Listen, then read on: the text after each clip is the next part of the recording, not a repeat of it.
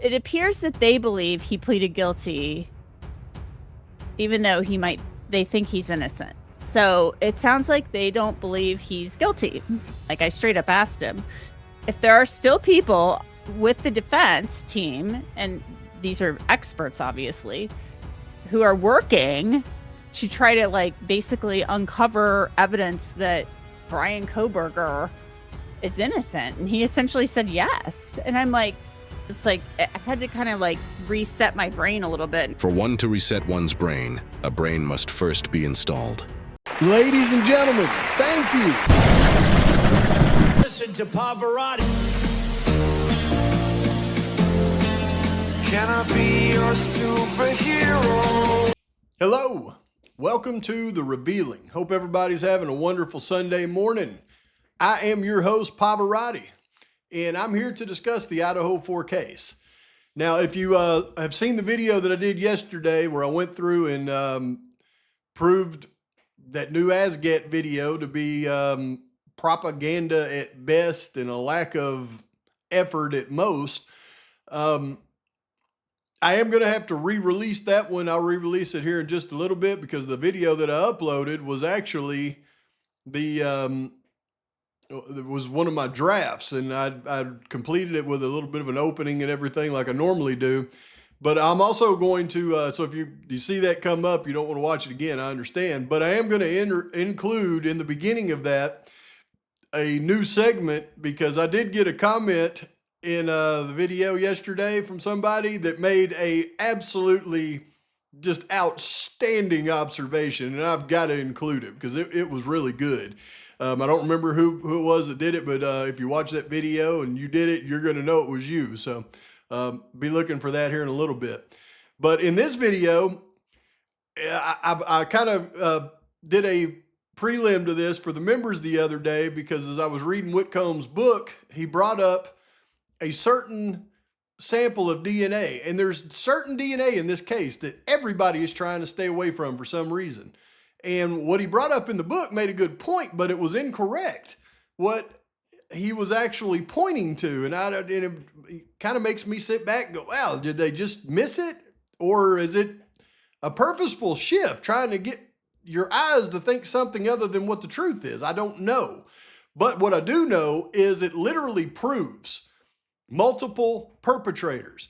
Almost everything that I continue to see in this case, y'all, is more and more verification that I've got this thing nailed down. I mean, I'm not trying to toot my own horn, but I've just done so much work on this that when I see new stuff, it just kind of verifies everything I've talked about. I've showed you where in the video, there's 4 perps. And in the video I showed you, I don't know if everybody saw it or not, I don't think it got a lot of views after I messed up my algorithm, but I believe there's more than enough evidence to show that at least one, if not 2 of them went out the front door and other ones went out the back slider. Well, in this video, we can prove it. And they've had the proof all along. And it's something everybody wants to stay away from. So what I'm going to do in this one is I'm going to go through and I'm going to show you what Whitcomb is talking about in that book. I'm going to use one of those clips from ASGET to prove my point, because she even put it in her clip unknowingly and didn't think about it, obviously, or maybe somebody wanted her to think about it and try to shift it. And I'm going to show you excerpts from the body cam, and I'm going to show you excerpts from the forensic reports, and I'm going to prove that there are at least 2 perpetrators in this crime. I believe there's 4. The evidence shows 4, but I'm going to show you undoubtedly that there was 2. And I'm going to eliminate possible contributors of that didn't have anything to do with the crime on the front end, so that we clearly know what we're looking at. So I'm going to break it down on this one. People should look at this and go, okay, the one-off Ted Bundy goes completely out the window with this forensic evidence. And there's no way around it, and it's the least talked about samples in this entire case. Drives me batty. But hold on to your hats, folks, because I'm going to give you a big old biggity bam bam in this one. And by the way, strap on your socks. I don't want you barefoot when they get knocked off. Let's roll. Using the age-old method of picking fly shit out of black pepper, the Pav Man has compiled enough fly shit to create a thimble full of proof this time. This she was real, and I didn't check them yet, but I'm pretty 13. didn't text him yet. And I didn't text him yet.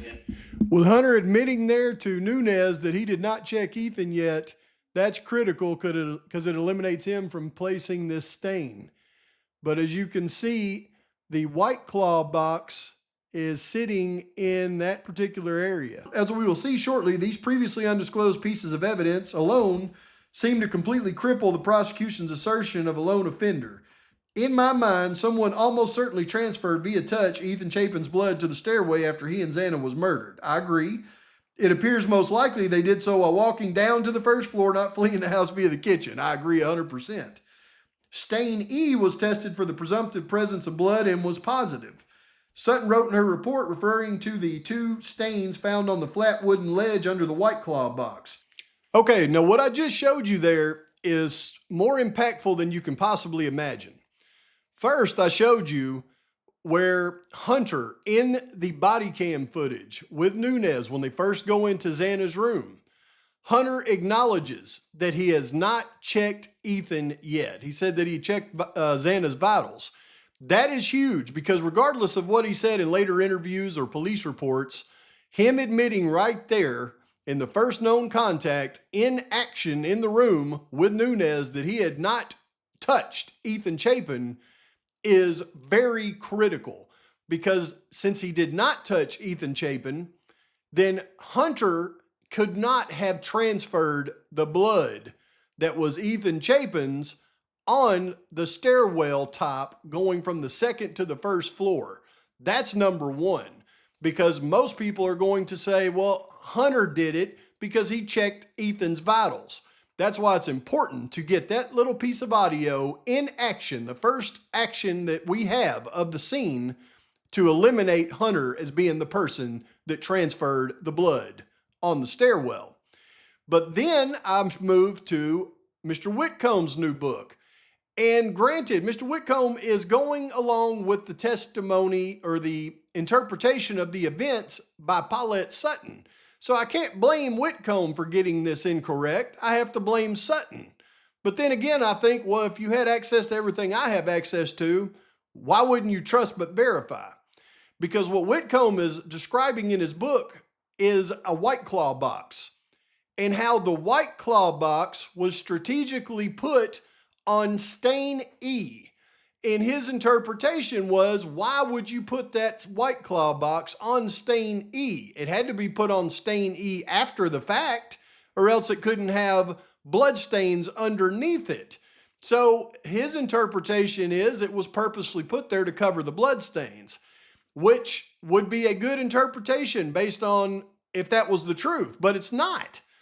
But the truth is more revealing than the fiction, and I assure you of this, because one has to be very familiar with all of the stains in this case and familiar with the events in this case to even know when you see something that's wrong, even when it looks so enticing to go after.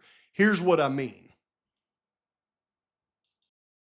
I don't believe it was under the White Claw box.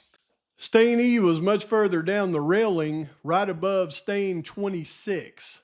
Stain E consists of 2 diluted spatter stains. The shape of these spatters show they were traveling from the area of the living room towards the stairwell opening. The coloration and edge characteristics of stain E show concentration around the out periphery indicative of diluted stain.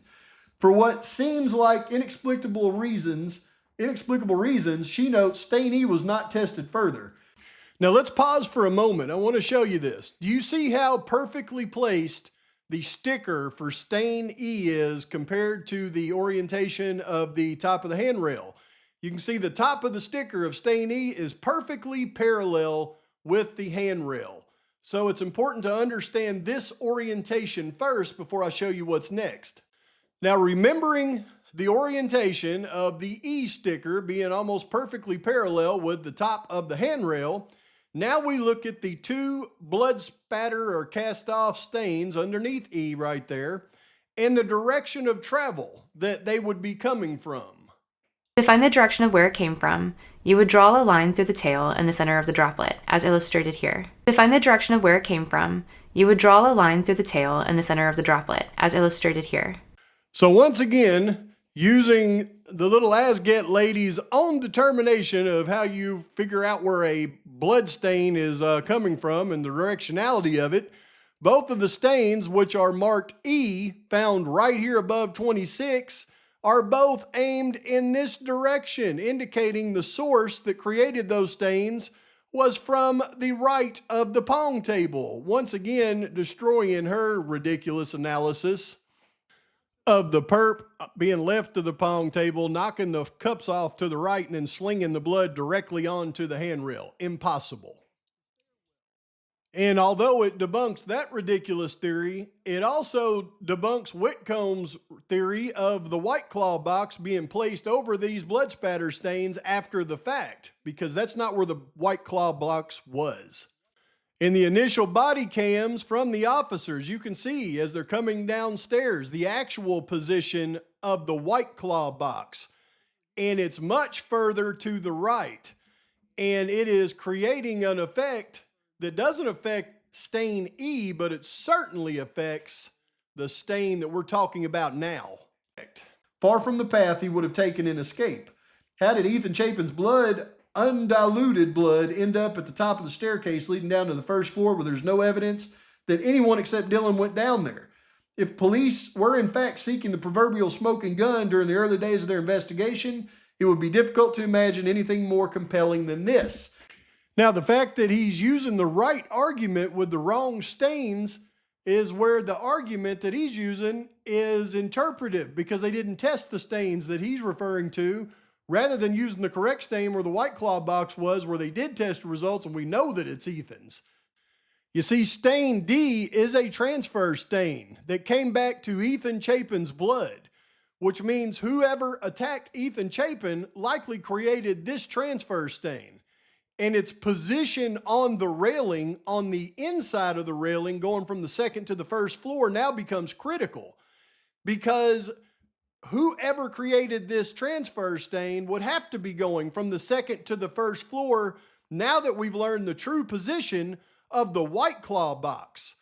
Because before this, somebody could conclude that the assailant was walking on the other side in the living room and simply reached their hand over and created this transfer stain as they're walking past the pong table. Well, now we have verifiable proof that that is impossible.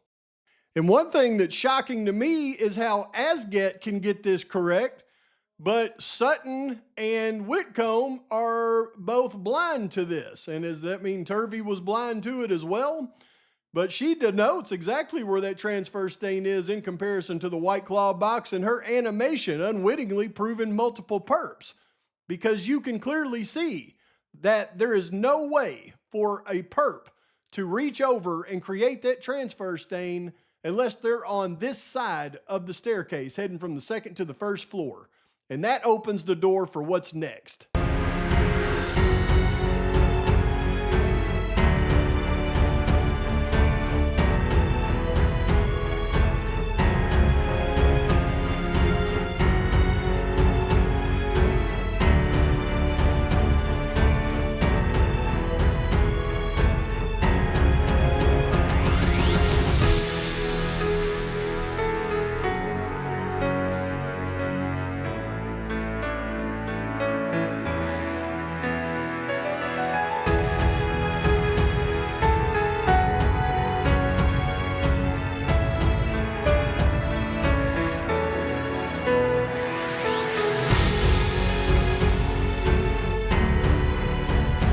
A is for apple, apple. B is for ball, ball. C is for cat, cat.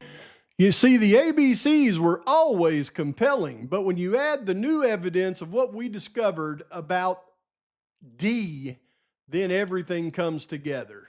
D is for dog, dog.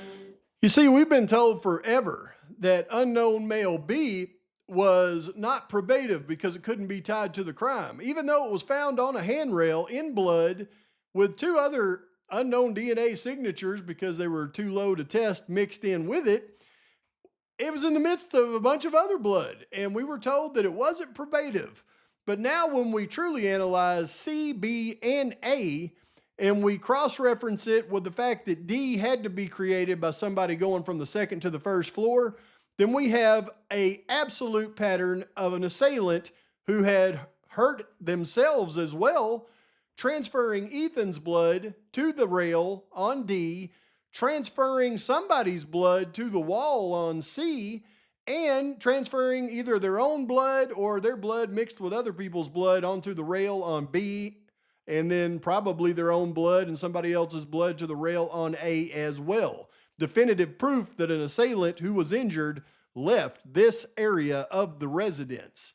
Now, to locate all of these stains is not easy, so let me show you how to do it. You can see I've got C circled right there on the handrail. Right above the handrail is where they found C, and C is the most interesting sample in the entire crime, even more interesting than D, because they did not test it for DNA, nor did they test A. But here's where you find B and A. To locate B and A, you have to go to this image that was produced with the use of amido black. And although they don't mark B and A on the handrail itself, you can easily determine their location of where they were at on the handrail by the use of these markers for B and A. And you can see here on the right, this is how they mark the location for B. B is marked with this B right here, and then there is an arrow next to the B that's pointing directly up, giving you the location for B on the bottom of that handrail, as you see in this image depicted right here. And then to the left over here, you're going to see this very stained A marker right here. But next to it, you get an arrow once again, pointing to its location on the handrail, which would be right here. And this one was located on top of the handrail, as you can see depicted in this image right here. So you would have a depiction of C here, B right here, and then A would be further down here. Now, C was barely visible to the naked eye. It was later enhanced using amido black, but you can clearly see C has a much different look than all the other blood stains in the area. C was not spatter or cast off. C was an obvious transfer. That means whoever bumped the wall had to come in physical contact with it as they moved from the second to the first floor. And the fact that it was never tested for DNA is very suspect, I think you would agree. But there's proof number one that somebody went from the second to the first floor and transferred blood to the wall. And B, that was located just a little bit below and to the left of C, was found on the bottom of the handrail. And we've all heard everything about B. This was an unknown male. 98% of an unknown male's blood, but 2% of two other people's blood mixed in with it that they could not identify due to the small quantity of DNA. But it just happens to be the blood stain of an unknown male that doesn't belong to Bryan Kohberger, right in the path of where somebody transferred blood on the wall, on the handrail from Ethan, and now you have their blood on the bottom of this handrail continuing down the stairs, and it doesn't stop there. When you look at blood A that was just down from blood B continuing down the staircase, you'll see an interesting example of blood. It doesn't appear to be spatter. It appears to be blood that was left on the rail that dripped down by itself with gravity, and you can tell that by the formation of how it's dried. So this one has never been even addressed in any of the forensic reports. They didn't test it for DNA, and it wasn't in these expert reports as far as we know, so there's no way to know if it was diluted or not. It is clearly a different type of blood sample, and it is a lot of it, and it should have been tested for DNA because it's probably the same blood that was found underneath the handrail of blood B, which is proof now that an assailant likely leaving Xana's room came through the living room past the pong table, and they could not have created the transfer stain on the other side of the rail because they would have been blocked by the White Claw box from creating that stain, which means they came around and headed down the staircase, probably in a swift manner, having to brace themselves with their right hand creating stain C on the right wall above the handrail, at the same time creating stain D on the other side with the other hand on the top of the handrail that was Ethan's blood, and then continued down the staircase, creating stain B, unknown male, grabbing the handrail, getting their own blood on it, and then finally grabbing the handrail the last time, creating stain A on top of it before they proceeded to the first floor and out the front door. That is proof of exit of perpetrator number 1. But perpetrator number 2, we know didn't go that route. Why? Because we have a witness in the case stating that she seen perpetrator number 2 when she opened her door, standing in front of her, staring her in her eyes. And then there's further evidence that they proceeded out the back door, and we see that with L5, that was a unknown fingerprint that was generated in blood from Amido Black on the rear sliding glass as the perp exited, and they left their mark to prove it.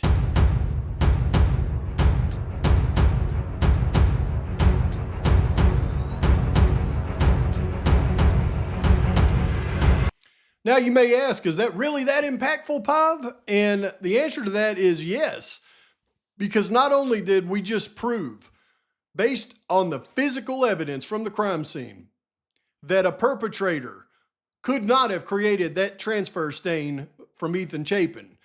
They had to go down from the second to the first floor, likely creating a trail of evidence as they did it, which proves that a perpetrator left via the front door and the staircase from the second to the first floor.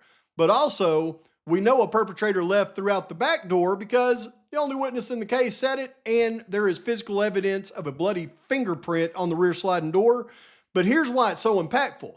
Because not only did we prove the egress points of both of those assailants, the blood on the handrail was tested against Bryan Kohberger and he was excluded. So he wasn't that one. The blood in the fingerprint on the rear sliding door was tested against Bryan Kohberger and he was excluded. So he was not that one. So how can you have total physical evidence of at least 2 perpetrators egressing a crime scene in 2 different areas, have physical evidence of it, test that physical evidence against your only suspect in the case and exclude him from both of them, and still wrap up the case and say we got it done and make him take a plea deal? If you don't open your mind and your eyes to facts in this case, then you are blind as a freaking bat and there's nothing I can do to help you. But as we continue to dig through all of the mess in this case and pick the fly shit out of the black pepper, we will continue to prove the true facts of this case, what really took place and who really did it in the end. And we will not be stopped. Please like and subscribe to this channel. Post your comments, your thoughts, your criticisms. I would really like to know your thoughts on everything that was discussed in this case. Any differences. If you have any differences, any other interpretation of how you could interpret this evidence, please let me know. Because I don't believe there's any other way it can be interpreted, and I would love to hear your thoughts. Pav's out.